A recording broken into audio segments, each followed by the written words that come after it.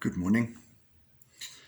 Throughout this week, we've encountered Judas on a couple of occasions, probably not surprisingly because of his interaction with Jesus at this time.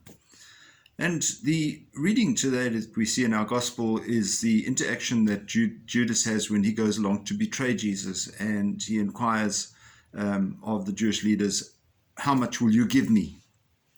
And they offer him 30 pieces of silver, which he takes. And then Judas goes off and he betrays Jesus. The interesting thing that I've always reflected on is that I wonder how biased the reporting is that we receive about Judas, because Jesus chose him as one of his apostles.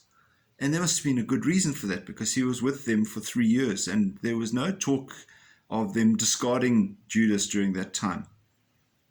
But then in the last week of Jesus' life, Judas is tempted to choose money over God. And that is the judgment, I think, that we see of Judas throughout his life, that he was a baddie who was only interested in money.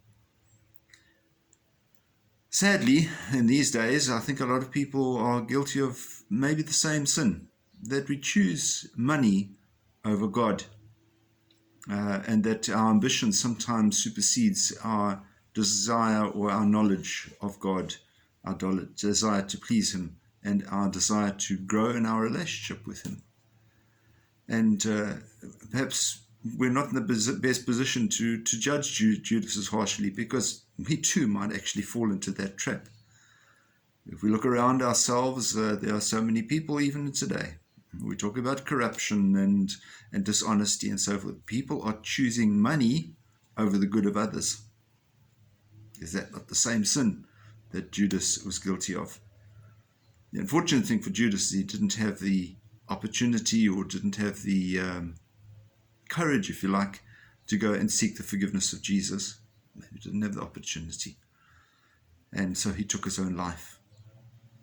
We don't want anybody to get into that situation. Not in this world. But we do want people to repent of their sin and to start putting others ahead of them. So let us reflect on any actions that we may be guilty of ourselves, and perhaps look at other people around us and encourage them to refocus on Jesus, particularly at this time, and not to be guilty of the same sin as Judas. May God keep you safe. May God keep you well prepared for this week, and make it a very special Easter. God bless. Bye-bye.